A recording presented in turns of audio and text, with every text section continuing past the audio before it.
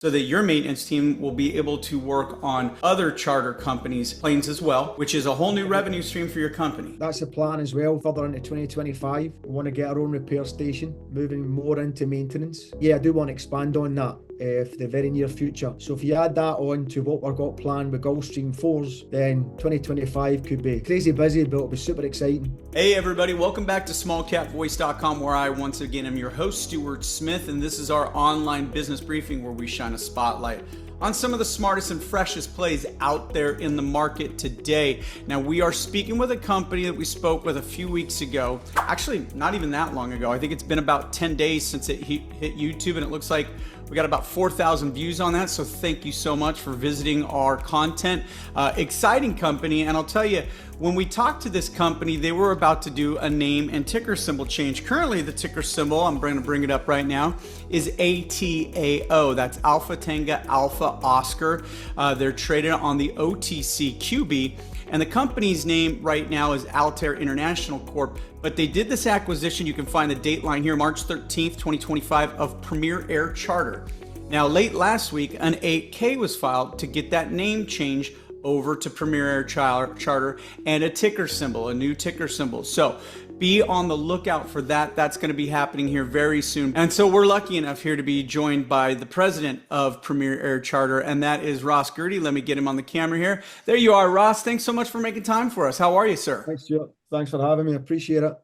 Yeah, we an article caught our eye, and it was really a nice compliment to our first interview. And let's throw this link out here so everybody can find it. It's CH-Aviation. So this is an industry article. This is somebody within your industry looking at what you're doing. They found, I think, the interview, or they found some information about your company, and they love what you're doing with these GIVs. And you told me that is a Gulfstream 4. That's what that stands for? That's correct. We've now got our hands on actually two Gulfstream 4s SPs. So these are bigger aircraft, obviously, than what we charter at right now. And we acquired the two aircraft just the past few months, actually. But at this point, we cannot charter them because you have to get the 10 or more certificate. Basically, we can fly 10 passengers or more. That application right now is with the FAA. So it's sat on their desk, and there's a lot of coming and go and a lot of red tape, a lot of documents to go through. It does take time, but we are in the process of applying for that application. And that means we will be able to charter these two Gulfstream 4s. The two aircraft are super big, bigger than what we are used to. Both aircraft can hold anything between 14 to 16 passengers. And this is another level of luxury. This is beautiful aircraft, spacious. Once again, flight attendant pouring you drinks and cooking you dinner. But they're a game changer. Yeah, So it we're is. super It's a game excited. changer because this market it's a bigger market, and a lot of us don't understand that difference. Like, well, what's the big deal going from 9 to 10? Because you're currently able to do 9 and under. Is that correct? Yeah, right. 9 or under is not a problem. We cater all aspects there. We've got small, medium, and large aircraft, like I mentioned before. Mhm. But yeah, going to the bigger 10 or more just gives you more range. It gives you more options. We actually still get regular calls to our sales team looking for a big family vacation, 12 members of a family, 14 members of a family, and they all want to travel together. They all want to go to the Caribbean or Hawaii or even down to Mexico or skiing trips or whatever. And we cannot accommodate that at this precise moment. As I say, only 9 passengers or less. Okay. But if we get these Gulfstreams on board, Stuart, this means we're opening up another market that we can't cater for. And hopefully it will happen very soon. Well, I should say this article that you just saw above my shoulder a little while ago is available in the profile for this interview. We've got it available on social media for the company as well, ch-aviation.com. I say that again because it's a great article. It's very informative, and we're learning as we bring you along as a client of Small Cap Voice a lot about this market, and a lot of people don't really understand really the boom that this market received, the boost that it received during that COVID time period, which we touched on in our first interview. But a couple of things I want to refresh. I want to do a refresh on our last interview.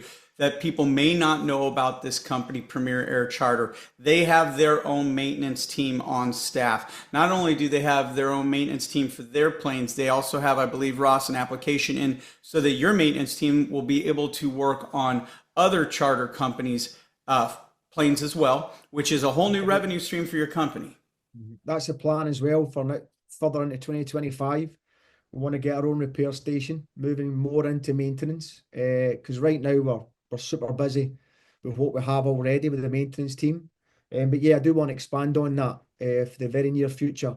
So if you add that on to what we've got planned with Gulfstream 4s, then 2025 could be crazy busy, but it'll be super exciting. Yeah, and again, it's not just going from 9 to 10, it's 10 or more, and that's outlined again in this article here. Exciting times for this company. Ross, we appreciate your time. So when you did this interview with this company, what are you feeling from your industry around you? In other words, this feels to me as an outsider like a really big step for your company. This getting to this 10 or more can really, as you just talked about, it's not about the sales, it's also about the destinations that open up to you as well, correct? Yeah, do you know what we had? I was in New Orleans a few weeks ago, and we had a conversation with many fellow charter companies and also maintenance companies, MROs, maintenance repair facilities. And they were already saying they're seeing an uptick in sales, an uptick in business for 2025. And we're all fairly convinced it's going to carry on that way. So yeah, we want to cater for all that. We want to cater for all aspects, not just your 10 passengers or less. You want to do 10 or more. We want to take these big trips. We want to go the further afield, maybe even further in the very far future, going to towards Europe. You're talking London, Paris, more into the Western European countries. But right now, do you know what the industry's fairly buoyant right now, Stuart? There's a lot of our sales have been good February. They were good in March as well, which is great. So I expect that to continue. And according to my fellow competitors, you could call them, but we do share ideas, we do discuss things, and they agree the same thing. They're adamant that they're looking forward to a good 2025.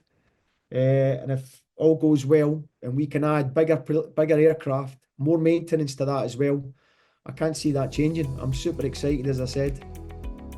Well, we're excited to be here right alongside you for this, and I will tell you, I want to be I want SmallCapVoice to be the team that finds out first when this FAA application is approved for your company, because we want to scream it high and wide from the mountaintop that your company has moved into this new area and opening up all these destinations for all these families and businesses and corporations that want to get to these destinations as well. Ross, it's always a pleasure speaking with you. Thanks for making time for us here today.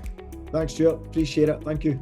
Absolutely. That's Ross Gourdie. And I want you to go ahead and send us your comments. I want you to look down at the profile, find this article, read it, send us your questions. Be sure to hit that subscribe button. We'll be speaking with Ross again here in the near future. For Ross Gourdie, this is Stuart Smith at SmallCapVoice.com saying thanks so much for tuning in.